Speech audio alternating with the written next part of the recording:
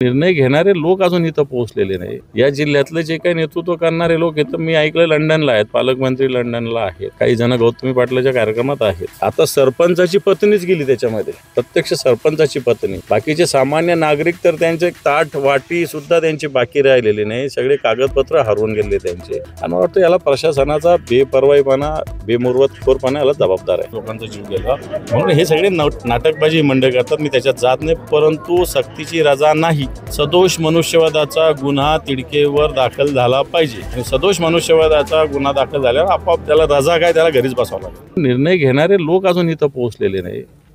या जिल्ह्यातले जे काही नेतृत्व करणारे लोक आहेत, मी ऐकलं लंडनला आहेत, पालकमंत्री लंडनला आहेत, काही जण गौतमी पाटलाच्या कार्यक्रमात आहेत। असावे, त्यांना शुभेच्छा आहे। पण मला वाटतं या व्यथा निश्चित सरकारच्या दरबारी मी मांडेल। या सगळ्या शेतकऱ्यांना, गावकऱ्यांना एक न्याय मिळवून देण्याचा प्रयत्न करेल आणि जे निर्माण झालेल्या ज्या गोष्टी झाल्या ह्या मानवनिर्मित, हे मी तुम्हाला सांगेल। कारण ज्या पद्धतीनं सरकारने, प्रशासनाने लक्ष द्यायला पाहिजे ते लक्ष दिलेलं नाही। कृषी मंत्री आले होते या जिल्ह्यात, शेतकऱ्यांशी बोलण्याच्या ऐवजी कार्यकर्त्यांशी बोलले, 20 मिनिटात गेले 16 तालुक्यात। माझ्या माहितीप्रमाणे ते वाशिमहून नांदेडला जाणार होते विमान पकडण्यासाठी, म्हणून त्यांनी रस्त्याने चालता चालता फार्स केला। त्यांनी काही पाहणी केली असं मला वाटत नाही। आज मी पाहणी केली, केळीचे हाल झाले, हळदीचे हाल झाले, सोयाबीन तसंच पडलेलं आहे, ऊस झोपलेला आहे, कोणतंच पीक शिल्लक नाही आहे। या नांदेड जिल्ह्यामध्ये कोणतंच पीक शिल्लक नाही आहे, हिंगोलीमध्ये कोणतंच पीक शिल्लक नाही आहे। आपण कृषी मंत्री येऊन पाहून गेले तर निर्णय काय घेतला, हा एक प्रश्न आहे ना। आपण सरकारने निर्णय घेतला पाहिजे। उलट सरकारने आता इन्शुरन्सचे 4 ट्रिगर होते, एकच ट्रिगर ठेवलेला आहे, त्यामुळे आता नुकसान भरपाई इन्शुरन्सची मिळणार नाही आहे शेतकऱ्यांना। NDRFचे निकष जे सरकारने दुप्पट तिप्पट जाहीर केले होते ते रद्द केलेले आहे, म्हणजे ती तुटपुंजी मदत मिळणार आहे। इथं शेतच पूर्ण खरडून, माती, शेतच पूर्ण वाहून गेलेलं आहे। आणि म्हणून मदत मला असं वाटतं मोठ्या प्रमाणावर आवश्यक आहे। आणि याच्यासाठी ज्या पद्धतीनं मागे आता यांनी मागणी केली ती योग्य मागणी। कोल्हापूरमध्ये मागच्या काळात ज्यावेळेस पूर आला होता त्यावेळेस एक विशेष पॅकेज सरकारने जाहीर केलं होतं। मला असं वाटतं या नांदेडसाठी असं विशेष पॅकेज असलं पाहिजे, अशा प्रकारची मागणी आम्ही निश्चित सरकारकडे करू। असनाळमध्ये साहेब आपण गेला होता, गावकऱ्यांनी विरोध, म्हणजे तिथे विरोध दर्शवला आणि कार्यकारी अभियंत्यावर गुन्हा दाखल करून कारवाई करण्याची मागणी केली आहे। काय नेमकं घडलंय तिथे? दरवाजे वेळेवर? असनाळमध्ये मी गेलेलो होतो, सगळ्या लोकांच्या तीव्र भावना होत्या। तिडके नावाचा जो अभियंता आहे त्याच्यावर कारवाई करा, त्याला अटक करा, अशा प्रकारची मागणी या मंडळींनी केलेली आहे। कारण या तिडकेने या नागरिकांना, या गावच्या लोकांना फसवणूक केलेली आहे। कारण त्यांनी पाणी किती सोडणार हे शेतकऱ्यांना, गावकऱ्यांना सांगितलं होतं, प्रत्यक्षात त्याच्यापेक्षा जास्त पाणी तिथं सोडलेलं आहे। परिणामी झोपेत असताना पाणी आलं आणि अख्खं गाव पाण्यात बुडालेलं आहे। आता सरपंचाची पत्नीच गेली त्याच्यामध्ये, प्रत्यक्ष सरपंचाची पत्नी। बाकीचे सामान्य नागरिक तर त्यांचे ताट वाटी सुद्धा त्यांची बाकी राहिलेली नाही, सगळे कागदपत्र हरवून गेले त्यांचे। आणि मला वाटतं याला प्रशासनाचा बेपर्वाईपणा, बेमुरवतखोरपणा याला जबाबदार आहे। आता न्यूज 18 लोकमतने बातमी दाखवली होती, बातमी बघितली होती।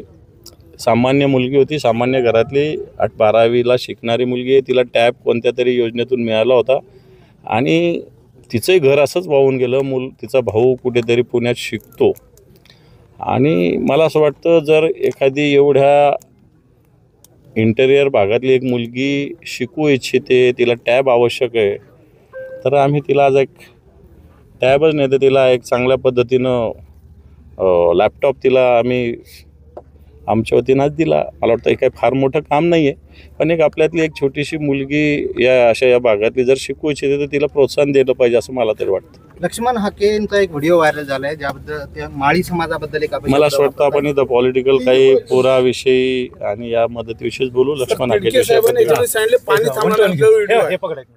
लोकांचा रोष तर प्रचंड आहे इथे। लोक एक तर जो लेंडी प्रकल्पाचं काम पाहणारे जे अभियंता आहेत तिडके, यांच्यावर प्रचंड रोष आहे। त्यांनी ज्या पद्धतीनं गावाला मिसगाईड करून या गावाला फसवलेलं आहे आणि फसवणुकीच्या प्रकारातून या गावातल्या 5 लोकांचे जीव गेलेले आहे। लोकांची भावना अशी की तिडकेवर सदोष मनुष्यवधाचा गुन्हा दाखल झाला पाहिजे। कारण त्याचे व्हिडिओज काही समोर आहे, काही बैठकीचे इतिवृत्त आमच्या समोर आहेत आणि निश्चित अशा पद्धतीनं जे अधिकारी आहे बेजबाबदार आणि बेमुरवतखोर असे दोन्ही, नुसते बेजबाबदार नाही बेमुरवतखोर पण आहेत. 5 लोकांचा जीव जर यांच्यामुळे जात असेल तर अशा अधिकाऱ्यांना सुद्धा जिवंत राहण्याचा अधिकार नाही, अशा अधिकाऱ्यांना सुद्धा फासावर लटकवलं पाहिजे. म्हणून मी आता DYSP साहेबांना या 5ही कुटुंबाचा अर्ज घ्यायला सांगितलेला आहे. त्यांच्यावर गुन्हा दाखल झाला पाहिजे, ही भूमिका आमची पण आहे. भाजपाचे मुखेडचे आमदार तुषार राठोड यांनी मुख्यमंत्र्यांना पत्र लिहिले की तिडकींना सक्तीच्या रजेवर पाठवा, पण लोक म्हणतात की गुन्हा दाखल झाला. सक्तीची रजा काही याच्यातला उपाय नाही आहे. आणि तुषार राठोड आधी झोपलेले होते का? त्यांचा मतदारसंघ आहे, असे सगळं काम होतं आहे, तेव्हा झोपलेले होते का? आता पत्र पाठता जागे झालेले, 5 लोकांचा जीव गेला. म्हणून हे सगळे नाटकबाजी मंडळ करतात, मी त्याच्यात जात नाही. परंतु सक्तीची रजा नाही, सदोष मनुष्यवधाचा गुन्हा तिडकेवर दाखल झाला पाहिजे.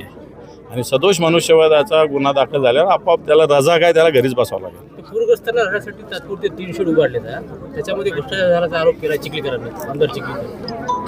आता मला वाटतं आता पुराची वेळ आहे, मदतीची वेळ आहे. भ्रष्टाचार झाला असेल, भ्रष्टाचार होऊ नये अशा कामात तरी किमान टाळूवरचं लोणी खाऊ नये ही अपेक्षा आहे. आणि आता चिखलीकर मला वाटतं सत्ताधारी पक्षाचेच आहे, त्यांनीच आरोप केला. त्यामुळे घरचा आहे रे, मी आरोप केला असतं तर वेगळं झालं असतं. त्यामुळे त्यांनीच आरोप केला. आता त्याची चौकशी सरकारने केली पाहिजे. मी आता माहिती दिली 11 कोटी रुपये त्याच्यासाठी खर्च झालेला आहे. तिथं ना टॉयलेट आहे, ना बाथरूम आहे, ना काही अन्नपदार्थ शिजवण्याची व्यवस्था आहे, ना खाली फ्लोरिंग काही आहे, ना वरती काही आहे. आणि 11 कोटी रुपये खर्च आहे. निश्चित हे सगळं आता निघेल बाहेर, कारवाई होईल. पण तो कारवाई होत असताना सगळ्यात आधी या गावाचं जे नुकसान झालेलं आहे, 5 जणांचा बळी गेलेला आहे, पण उरलेल्या घरांचंही नुकसान झालं आहे, लोकांचे कागदपत्र वाहून गेले, लोकांना राहायला जागा नाही. वाटतं त्याचंसुद्धा तातडीनं या सगळ्याविषयी सरकारने पावलं उचलण्याची आवश्यकता आहे. 5 दिवस झाले अशोक चव्हाण असतील, पालकमंत्री असतील, तेही आले नाहीत आणि विद्यमान इथले आमदार जे आहेत 48 तासाच्या नंतर या गावाला भेटी देत आहेत. माझ्या माहितीप्रमाणे पालकमंत्री लंडनला गेलेले आहेत आणि त्यांना इथल्या प्रश्नापेक्षा लंडन महत्त्वाचं वाटतं. जर संवेदनशील पालकमंत्री असते तर लंडनहून इथं यायला फार वेळ लागत नाही, 7-8 तास लागतात. परंतु यांची संवेदना हरवलेली आहे या लोकांची. यांना जनतेच्या दुःखाशी काही घेणं नाही, स्वतःच्या सुखाशी यांना घेणं आहे. अशोकराव चव्हाण पण माझ्या माहितीप्रमाणे लंडनलाच आहे. नुसते नांदेडचे नेते स्वतःला म्हणून घेतात, पण नांदेडची जनता टाहो फोडते, परंतु त्याच्याकडे त्यांचं लक्ष नाही. अशोक चव्हाण इकडे आले नाहीत. आज नांदेडमध्ये गौतमी पाटील यांचा कार्यक्रम आहे दहीहंडीचा, त्याचं उद्घाटन करणार आहे. चांगलं आहे ना, गौतमी पाटीलच त्यांना सगळ्या गोष्टी करणार आहे. इथं या सगळ्या मंडळीचे हाल बघा म्हणा एकदा येऊन. गौतमी पाटलाचे बघण्यापेक्षा मला तर या जनतेचे हाल त्यांनी येऊन बघितले पाहिजे आणि त्यांना न्याय मिळवून दिला पाहिजे. लाखो एकर जमीन शेती वाहून गेलेली आहे शेतकऱ्याची, अनेक जनावरे सुद्धा मेलेली आहेत. हे पहा, शेती खरडून गेली आहे, पूर्ण शेतीच वाहून गेलेली आहे. पीक आता सोडा, शेतीच वाहून गेलेली आहे. जनावरं कित्येक लोकांची, आता मी दुसऱ्या गावात जाणार तिथे 1 जणाच्या 40 म्हशी, 1 जणाच्या 10 म्हशी वाहून गेल्या. बाकीचे तर अनेक जणांच्या गायी बैल वाहून गेलेले. आता सरकार काय काय NDRFच्या निकषात आणि अन्य निकषात काय काय बसतं पाहू. परंतु या सगळ्या लोकांना ताबडतोब मदत सरकारने देण्याची आवश्यकता, कारण अतिशय सामान्य जीवन जगणारी जनता या भागात आहे आणि त्यांना न्याय सरकारकडून पाहिजे. मुंबई गोवा महामार्गावर खड्ड्याचं साम्राज्य पसरले, तर काँग्रेसच्या आदित्य ठाकरेंनी सुद्धा टीका केली. जमिनीवर चंद्र दाखवण्याचं काम सरकारनं केलं असं त्यांचं म्हणणं. सत्य, मुंबईत काय पूर्ण महाराष्ट्रातच आत्ताच्या घडीला खड्डे साचलेले आहेत आणि त्याच्यामुळं मुंबईत जाऊन बघा, खड्डेच खड्डे. मुंबई गोवा मार्ग 12 वर्षांनी काम होत